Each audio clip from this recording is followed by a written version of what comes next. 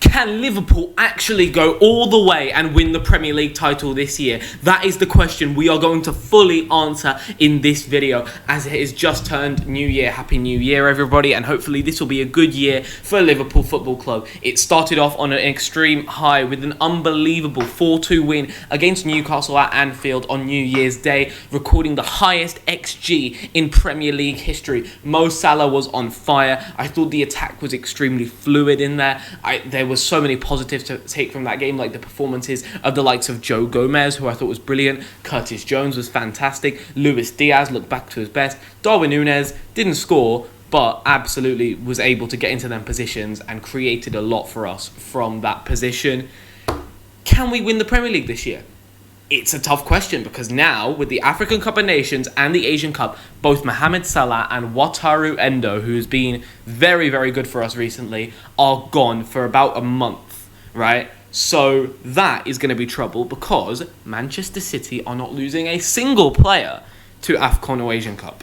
They're not losing anybody. They're full strength. They've just come off winning the Club World Cup and their first 2 games since coming back, and they could go on a streak of winning those 14 games in a row. That is what they have in their locker. They are capable of doing that, and Liverpool need to match them if they want to win the Premier League this year.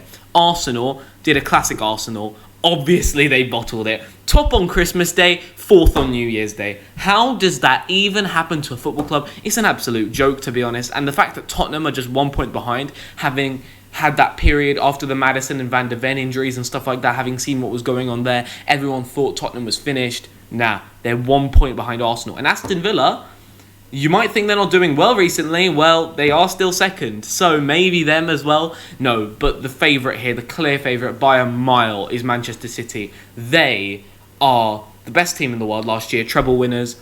They're on a great run of form recently. They had that rough patch, obviously, the draws to the likes of Crystal Palace and whatever, but they look back to their best. And now with De Bruyne are going to come back soon, Haaland are going to come back soon, they are the big challenge.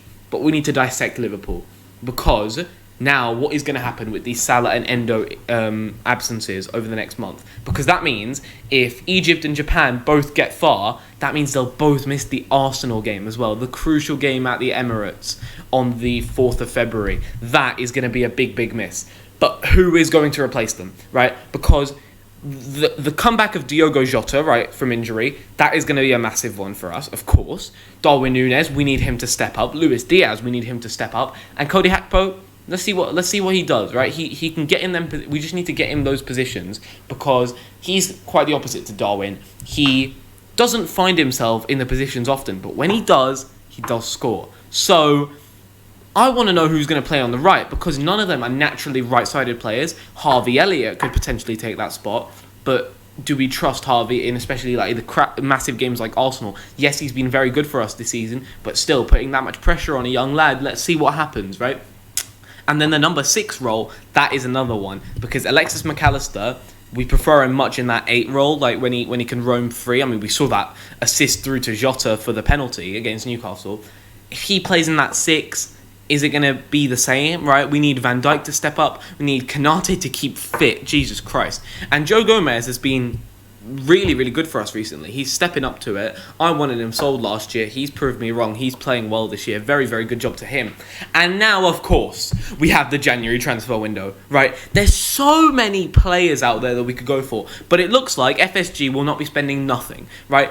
We're looking at Mbappe, which would be unbelievable, right? But then there's other players that we can go get, right? We need a centre-back. Go get Gonzalo Inacio. Go get Ousmane Diamonde, right? Go get Piero Hincapié. We need a centre mid. We need a 6. Go get João Neves from Benfica. That's a baller, right? And why are we just sitting here doing nothing and just waiting for our players to get injured or out of form and stuff? Then we have no one to replace them. Man City go on their streak and we lose out on another league title. FSG, go big or go home. To spend the money, right? Now, this season, I'd say our best performer has been Mohamed Salah, but there have been some very, very good players for us. Virgil van Dijk, I think, has been the best centre-back in the league this year. Alisson, I think, has been the best goalkeeper. I feel like Konate, when he's played, has been incredible, right? With Robertson's going to come back, right? So that's going to be another left-sided player. Trent Alexander-Arnold, going forward, has just been fantastic. That shot against Newcastle, Oh my god, that deserved to be a goal. Like from the corner, like Maicon, Jesus Christ, that was incredible, right? And then that midfield, right? Dominic Szoboszlai, I feel like has fallen off a bit recently, but he's still, we know what he can do, right? We know what he can do. And when he hasn't been performing, Jones is there, McAllister's there, Endo's there, we're fine. And then the two big discussions. Luis Diaz is the first one, because he wasn't going through a good period, right? Obviously, everything that's happened to him, and then on the pitch, kind of wasn't going great, but he was still starting games, which was my issue with that. But against Newcastle, he looked incredible, right? He won the penalty, he scored the goal that was, because of centimetres, was given offside, and then that turn where he was up against Gordon, right? He sent Gordon back to Everton. He sent it all the way, man. Goodison Park, that's where Gordon was with that. The way he did that Johan Cruyff turn and then played the pass into the middle. Shame no one was there. And then the other one is Darwin Núñez, because he recorded the highest XG of any player in that game against Newcastle, yet did not manage to score a goal. Did get a nice assist and did play very well, but we need now, when Salah, he's our clinical one, when he's gone, we need Núñez to be clinical. Jota, we know he can be clinical. Gakpo, look, I rate him, but I personally think that he shouldn't play as the number 9. Ain't no way. That is not his position. He should play behind the striker, or off the left has been better as well. That link up with Núñez against Burnley, right? We saw that. He should not be playing through the middle. Put him somewhere else, and I believe he can be dangerous. But we do not need to count out Arsenal either, because Arsenal, they're not done yet. They're still in this title race, I believe. Yes, their chances are very slim, and yes, they've basically bottled it.